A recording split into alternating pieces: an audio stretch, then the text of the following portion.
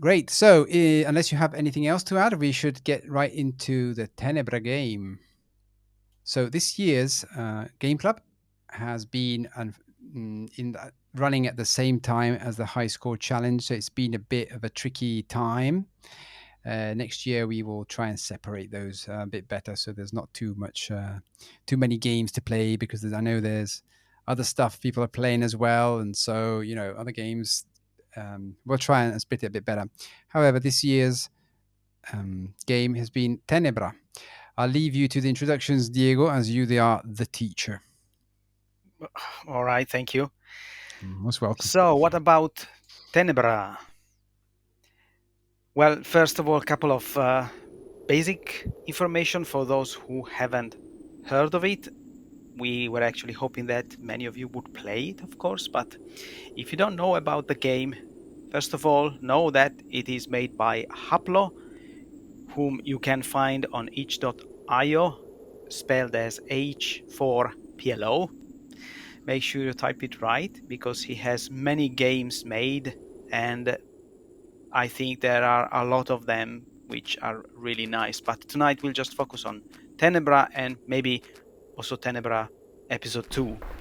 Yeah, because So, there's two installments, isn't there?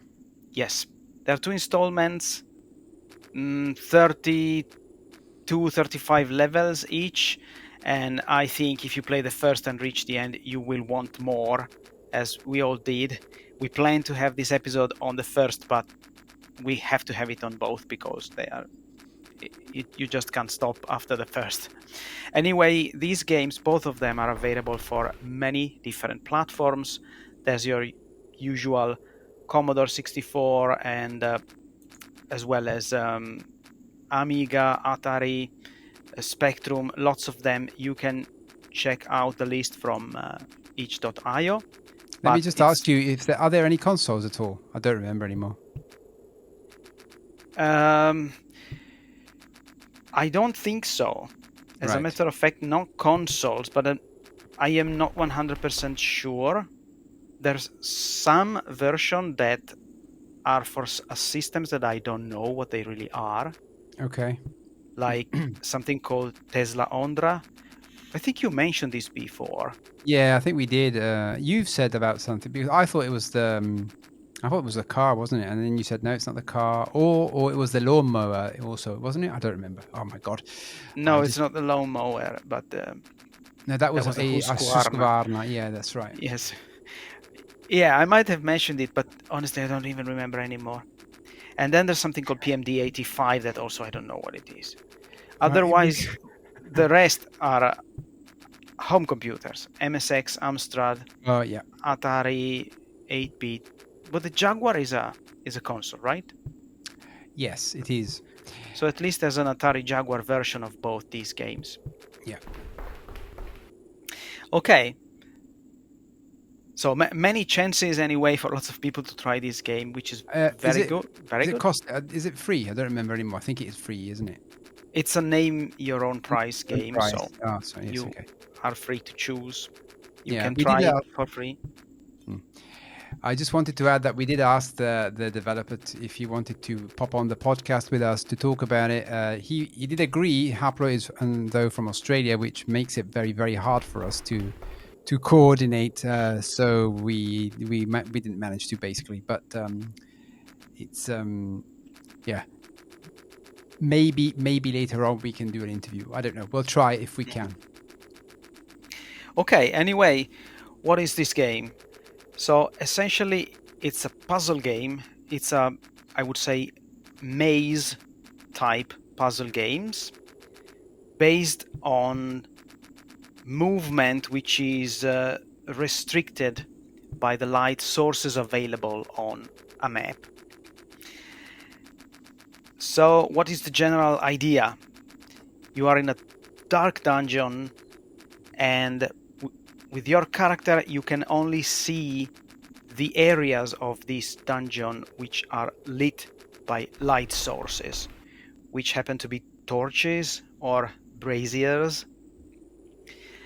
And not only you can only see the lit areas, but also you can only go in lit areas. So neither you can see nor go into the darkness. You have to stay where there is some light. And the difference between the two is that braziers are in fixed locations, at least by default, while you can pick up the torch or torches, and then you walk with the torch, and naturally as you walk with the torch in your hand, the area lit by the torch moves with you. So once you have a torch, you're actually free to move wherever you want because the light moves with you. So this means that most of the area of each level is invisible to you. So even once you pick up a torch, it's pitch black, yes. So even once you pick up a torch, you see around you, you see around other torches or braziers in the level, but the rest is dark. You can explore by walking around and kind of get an idea of maybe the full layout of the level as you do so. There's a bit of a catch that maybe it's not exactly realistic, but I think it's a key part of the mechanic of the game, that the torch illuminates even beyond walls. So there are walls, of course, in each one of these levels, and as you get close to a wall, you actually see behind the wall as well with the torch. It might seem odd, but it's actually very important because often you need to know what's beyond that wall. Beyond the wall. Okay, so you never see the whole map at once. But you can explore around by moving. You see the walls, you see doors and other objects as you pass by, and they are within the light radius of your torch. And your goal in each level is simply to reach the exit door. Now that, of course, it's not that simple. After the first couple of levels, it gets brilliantly devious sometimes. I should mention that, by the way, Tenebra won the Game of the Year 2022 award from Planeta Sinclair, I think. I suppose it was the ZX Spectrum version, but they are all the same. So it won the best puzzle game for very good reasons.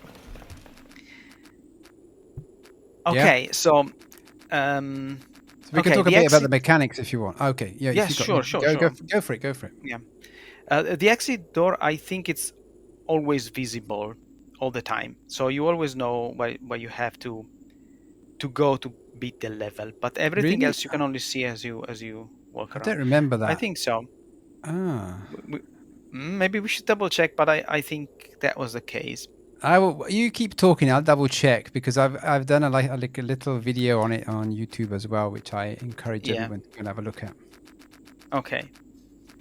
So in addition to the torches, there are other objects in this game that you can use to your advantage, and also there are elements in the map that makes the challenge progress to more and more difficult.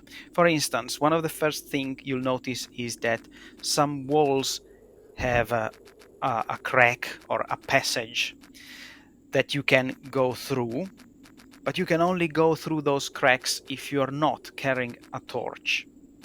So usually when you find a torch, you would like to stick to it. It's very useful. But then you cannot go past these cracks in the walls to the other side with the torch in hand. You need to drop it down. Then it remains on one side of the wall and you go on the other side of the wall. So keep in mind that the torch still illuminates past the wall, so you can move a bit, and hopefully there is another light source on the other side that makes you go far enough to continue. Otherwise, well, you're stuck there, so you have to figure out something else. So for instance, there are levels where you can see a torch on the other side of the wall, but you have to drop the first, go through the crack, and pick up the second one on the other side. Then there's actually more regular doors that you can also carry your torch through, but the doors need to be opened with a key. So first you need to find the key. One key to open one door. So if you have many doors, you have to find more keys. And remember that objects are visible only in lit areas. So usually the key, it's not visible. It is somewhere. You have to find it or them by exploring with your torch. Then once you found a key, you walk through the first door with that key, then the door is unlocked and you can go anytime back and forth. Yeah. Then we can talk about the oils as well. Sure. But Yeah, I'll you maybe go ahead. Go ahead. It's okay. I'll maybe keep going with the passages, because there are Yes. other types of passages, Yeah, go such for it. as such as these. They are described as unstable arches, like passages that you can only go through once, Mm-hmm. then And they then crumble. crumble and you can't go back. You can carry your torch through this if you need to, but these sometimes create the problem that if you go through the wrong arch, then you are going to fail the level. It is possible, Yeah. because you can't go back, so you have to think carefully sometimes. And then there's another type of thing. It's not a passage, but the exit, sometimes it's closed, Yeah. and it has to be opened with a sensor, and the sensor activates when there is light near it. So typical thing, you see the exit closed, you have to find the sensor somewhere, and you have to drop a source of light close to it, because probably it's far away from the exit. So you have to kind of always build your path through these levels, knowing that you can never walk in the dark. Even if you've been there already, you can't You're walk in alone the in the dark. dark. Yeah. So you have to think, how am I going to place, maybe there's 2 or 3 torches in the level, how am I going to place them so that I always have an open path of light from the last one I drop to where I need to go, or from the sensor to the exit. You have to figure out the right placement of these light sources, and managing these light sources is It's crucial. possibly the biggest thing Yeah. in the game, the biggest tactical thing in the game. So there's the torches you can pick up and drop, one torch at a time, by the way. Yeah. So you either have it or you don't have it. Then there is the braziers, which in the first level, they're just where they are, you cannot move them. Yeah. And both of these can have different radius of illumination. So you mentioned there is something called an oil puddle somewhere in some levels. Mm-hmm. If you take your torch to this oil puddle, then you increase the radius Of the light. Yes. of the light.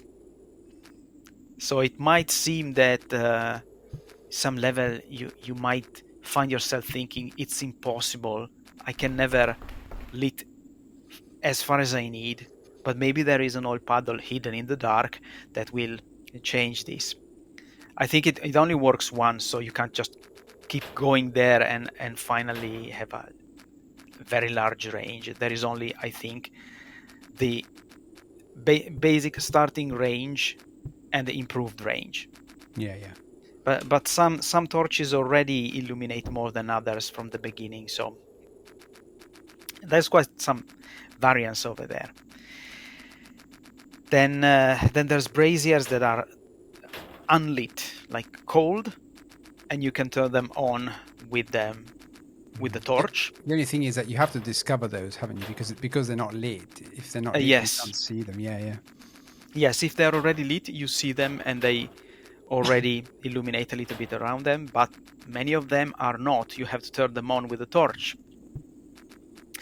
Then later on, I don't think I'm gonna spoil too much if I talk about later mechanics. I don't think anyway you need that many levels to see them. Later on, the braziers are on rails, so you can push the brazier along the rail. so you can move its lit area, but you have to stick to the rails. You can't pick it up anyway. And rails are basically just horizontal or vertical. Sometimes there's a crossing, so you can change from one to the other. Direction. Yeah, They're yeah. combined together. And then what else? Hang Well, on. And sometimes sometimes, these, yeah, we're just going to say sometimes there's two braziers on the same rail. And that is very tricky because if you want to push one in one direction and they're attached, you can't go in the middle of them anymore, can't you?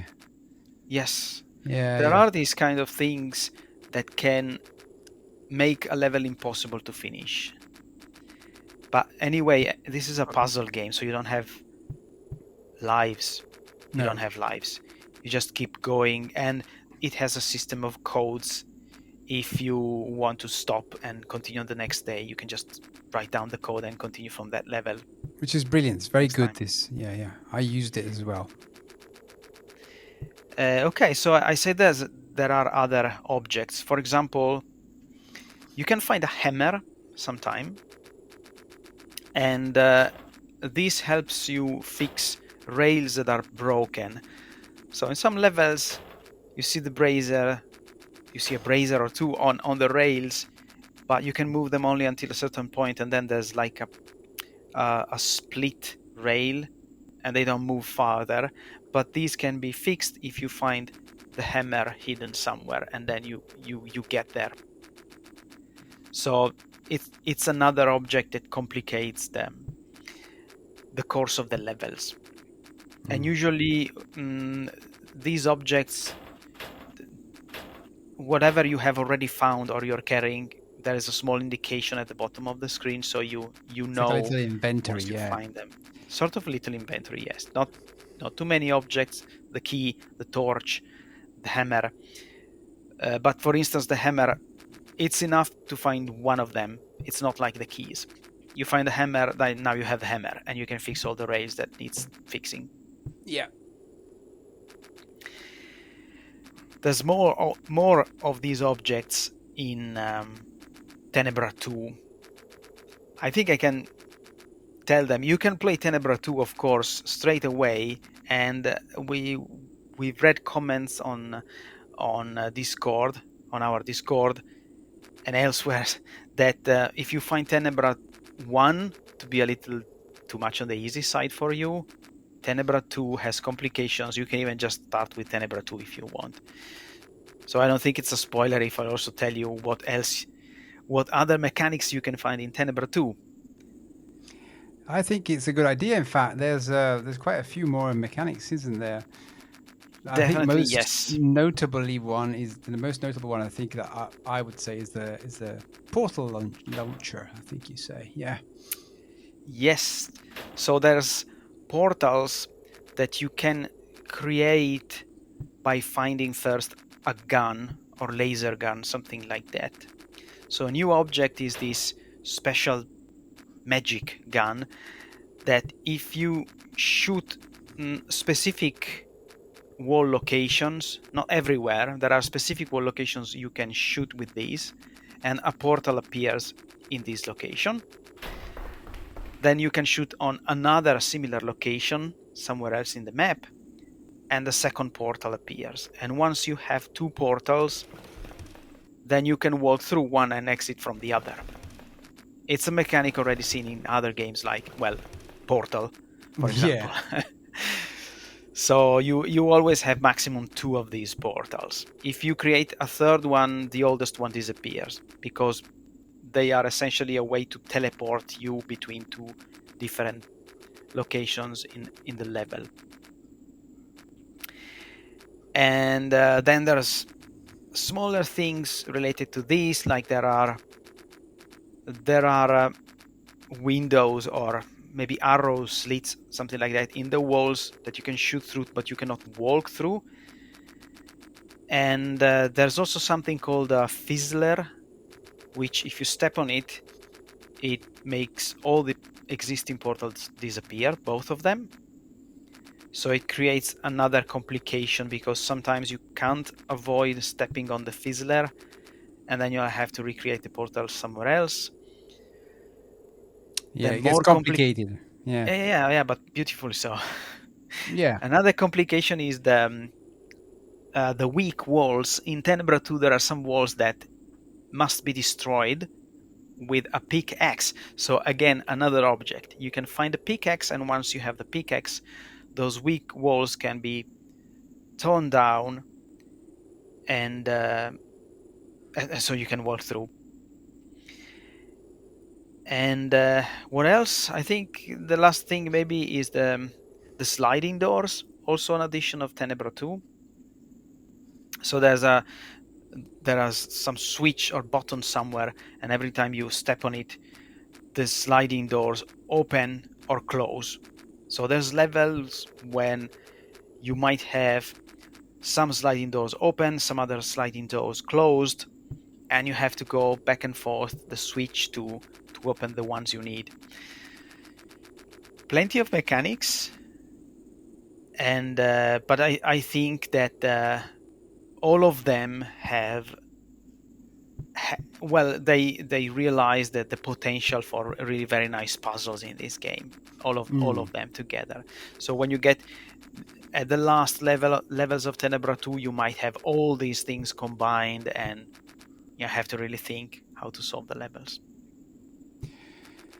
Yeah, great. I think we've explained quite a few things now. I'd say we just give our impression. So, if you're expecting this game to be really graphically intensive, it is not. So, it is like a black and white game, and but I really love the choice of it being black and white.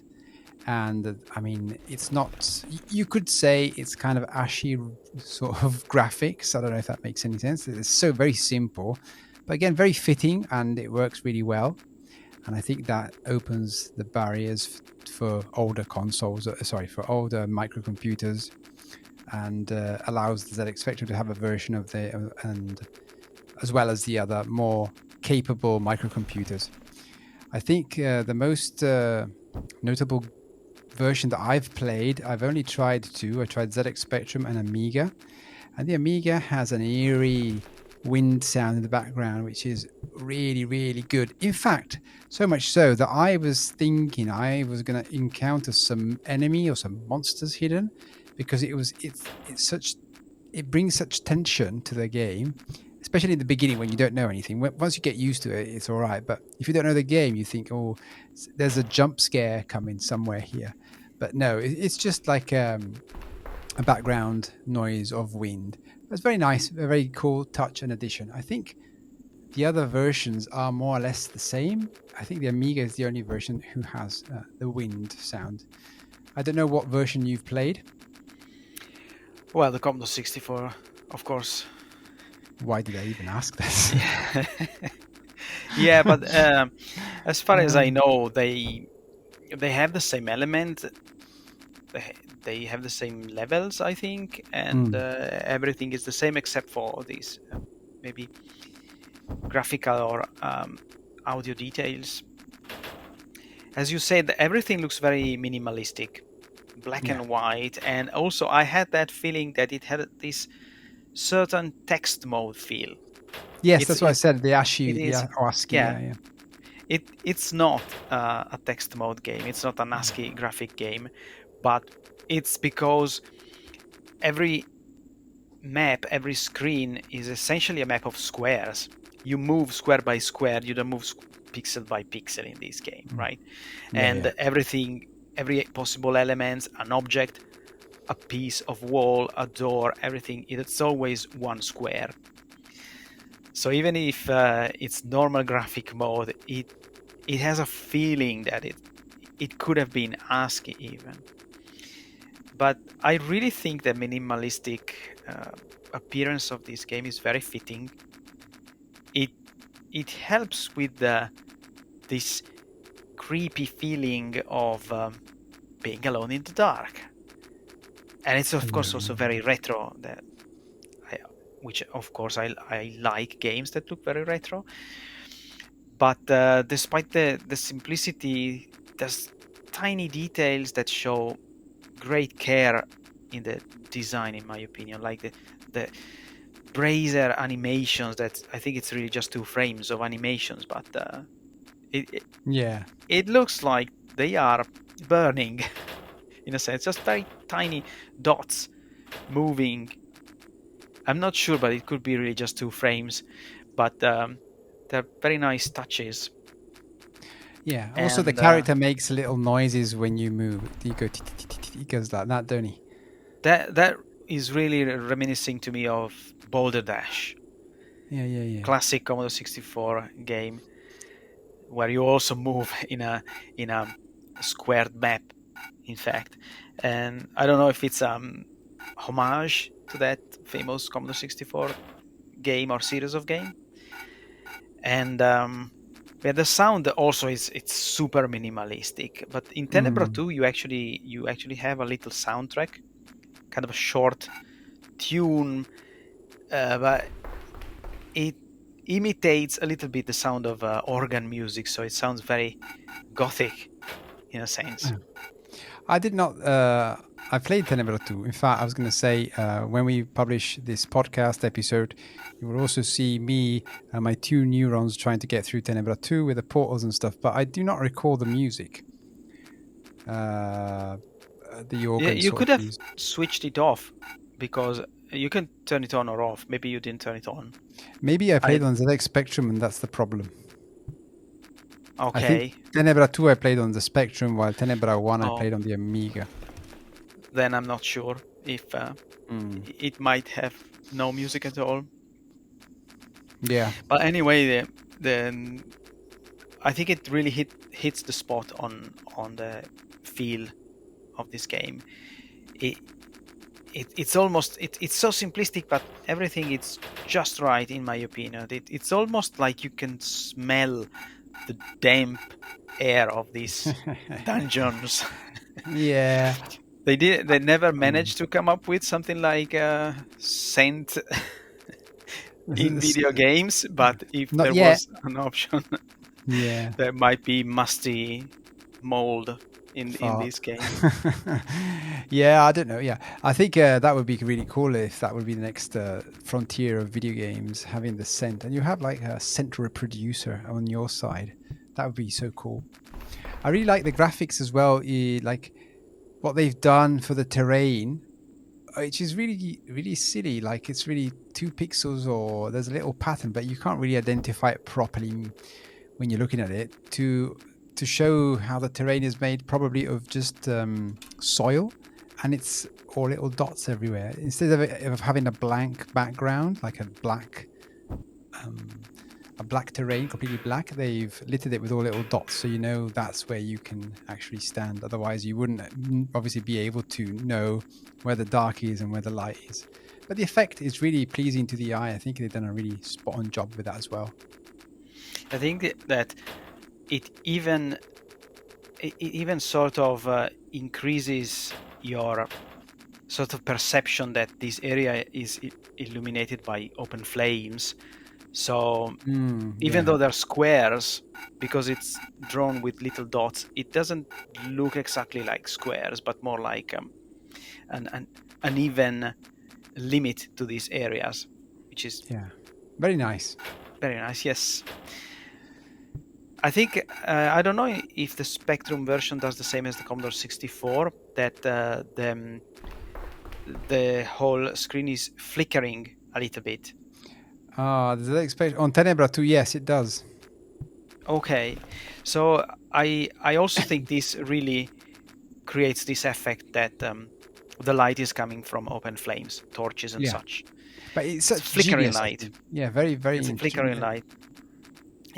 I notice it can be disabled because it's understandable that maybe some people might find that a bit annoying on the eyes, or um, well, you know, I find certain graphics of 3D games, for example, disturbing to me. They may give me some motion sickness or something like that. So maybe it could be a little annoying, this flickering, and you can turn it off if you don't like. But otherwise, I like the effect because it really gives you the feeling that you're there with a torch in Yeah, such a this is simple where game. Yeah, that's why But it brings it home really well. All of it, like the little effects, the textures. I call them textures very broadly, as you said, that define like an uneven space or uneven light. Also, the styles of the walls, the very simple, it's very simplistic, and and the flickering. I think everything drives it really home well. Like even on a microcomputer without any sound. Naturally, if you use the Amiga, you get the extra added bonus of the sound effects that gives you even more atmosphere in such a small, tiny game. So yeah, you're right. You're right. Really interesting choices and very smart choices at that. I think. absolutely, absolutely agree. So, what was your feeling about the challenge, about the difficulty? Because it's a puzzle game, so Yeah, you know what I'm going to say. No, I'm not going to say that. But I started off and I thought, oh, this game, I'm never going to make it. But it does a great job as well of introducing new elements very slowly, especially in Tenebra 1. It goes very slowly. So you get one thing, and then you get another thing very slowly, and then you have some adjustment levels. You can, like where you kind of, oh, okay, I've got this one now. What can I do with what I know already?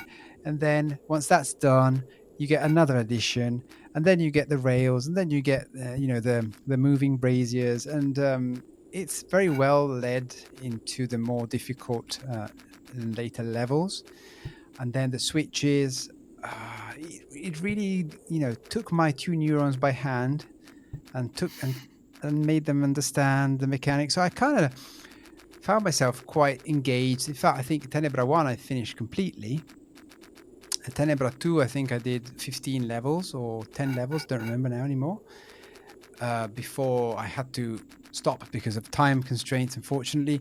But I was really enjoying that as well, with the portals and shooting them through the gaps and coming out from the other side. I managed to actually do quite a bit, which I was surprised with myself because I'm not really that good, and I usually don't last that long on these sort of puzzles because, again, I don't like exerting too much my neurons. They need to retire now. It's time. It's for them time just to sit and watch telly. That's it. But it was good. I think that the difficulty was really well calibrated, like really well. And if I say so, I'm pretty sure anyone else, even Guido, probably would just finish it in 2 hours. Probably 1 hour. Probably. There you go. well, I think it took me 3 hours and maybe something more to finish For both of for them. both, yeah, yeah. Yes, for both. Yes, I well, I think maybe this wasn't exactly like brain squeezing difficult. I knew you were going to say that Yeah, to but make me feel worse. no, no, no. I didn't Uh, want to say that. I mean, Um, sorry, I'm just joking. yeah, but sometimes I want some seriously difficult puzzle game, but not all the time. And I think this is fair. I think it has a fair difficulty. I got into binge playing it essentially. I started after Yeah. work one day and I had to do it all because it was very satisfactory to play, so to speak. Yeah, it So does. Yeah, it's it's true. that kind of difficulty that okay, this is not going to improve my IQ, but it felt good. It felt just good. Yeah, yeah, So yeah. it wasn't that simple as like being a pushover, but I had a bunch of levels that I had to do a few times. I didn't get all of them in the first try. I did get most of them in the first try, to be honest, but some of them I Aren't you made a modest? mistake. No, no, I'm Okay. used to puzzle games anyway, so my brain is kind of wired on these types of games. Once I know the mechanic, but Go. Yeah. I still enjoyed it a lot. It was great. 70, almost 70 levels altogether in maybe 3 hours and a half. Of course, I wish there was already a Tenebra 3, maybe in the future. Who knows? Yeah. Yeah, yeah, yeah. Maybe I hope so. I spent the first 5 6 levels because I played on the Amiga. I spent that time waiting for a monster to come out because I didn't look anything up. I just took this like I saw the screenshots. I saw, and by the way, I keep repeating, this is not a game club game. A game club game is much bigger. This was just like a it's a puzzle game, but it was just a game. I don't think it would have could have been much bigger. But next time we'll do that. But it was good that you chose this anyway because we discovered a whole other world of games. Yeah, That's right. and we can talk about that maybe in a few minutes. But yes, I spent a lot of time because I thought there was a monster and there was no monster. So I was always very wary and I was going very, very carefully. So the first 5 levels took me quite a long time because I was, I thought there was some enemies as well and you had to run away from them or something. So the first, because I didn't know that, the first few levels were really much more tense for me. And I've probably now, in hindsight, enjoyed them the most because I was expecting for something that didn't come. So it sounds a bit odd, but this is what once I understood the noises were just the part of the background music or background SFX, then I kind of started going a bit faster and trying to find out, where all the light points were. In fact, I developed a technique at a certain point. It was like, as soon as I started, I would try and how do you say, probe, or try and understand where I could go with the light source I had, up to where I could go, and I would explore the maximum possible of the map in order to find the correct path. So it was like a pattern I would always do. So I start the level, find it, explore everything I can, find the point where I can hook onto to go further, and so on and so forth. And so on and so forth, and rinse and repeat sort of, and that sort of worked. So it did give me quite a satisfaction as well because I could also go through it without too many brain aches. Great. Yeah, Awesome. So props to Haplo for this game, but he's already received a lot of awards and flattering comments, even in our Discord. Those of people who love it. So much so, as I said, maybe not a game club game because a lot of people finished it as soon as we said what we're going to play. For the game club, they in an hour or two they had finished it, and they're finished. And I was like, I haven't even started yet. So people went on and played other games that Haplo made. I don't know if you have a list at hand, but basically Haplo has made quite a lot of games, and I think all from microcomputers. And they all seem to be really interesting. So maybe this again possibility in the future we can have a special on him and all his games. There's one called Shift, I think, as well, isn't there? Yes, that's another puzzle game. I haven't tried any of the other games, to be honest. I think I will at some point, but between the holidays, being away from my computers and such, I haven't had the time yet. Shift, I'm not sure if it's a port of another game, or if it's an original. I don't know, but it's another puzzle game, and I think it has some mechanic. I'm not sure. Sorry. It's okay. I think I might now confusing it with another game, but I know it's definitely puzzle game also. So if it's as good as Tenebra, it's certainly worth it. And even if it's half as good, it's still worth it. Yeah. And another one that I have been meaning to play is Nixie and the Seeds of Doom. And maybe this is a port. Maybe this is a port of a previous Spectrum games, because it looks like from the graphics that it might have originally been made on the Spectrum. And I think it's kind of a more puzzle platformer type. So there might be more action in addition to thinking, but it looks interesting, and I think that I would like to try that as well. Yeah, it looks like really nice. That again reminds me a bit of Pig Quest, to be honest. Yeah, so it's probably like a platform, but with some thinking elements as well. Mm-mm. Yeah, yeah. He's done loads of stuff. Spider Fighter, Sequest, The Machinations. That sounds something for you. But anyways, yeah, you can find it all on itch.io and haplo.itch.io with a 4 instead of an A. And you can find all these games. Gosh, he must be a genius. So look at that, Hell Beneath. There's so many games he's made. I'm sure. In fact, look, Hell Beneath looks very similar to Tenebra. It Yeah, would be that's nice. right. Yeah, yeah, you're right. Good stuff. That's right. And yes, I wonder it if it could be called Tenebra 3, maybe, Yeah, you because wish. it is even presented as the Tenebra guy is in trouble again. But I think that this also has monsters. Ah, good. I won't be disappointed. Not disappointed, but I Yeah, won't so be there's like some that. fighting involved in this case, or shooting. Yeah, yeah, yeah. That'd be cool to see. Great. So, highly recommend this game myself. I'm not a puzzle lover, but it's very simple. You can pick it up anytime with a password system.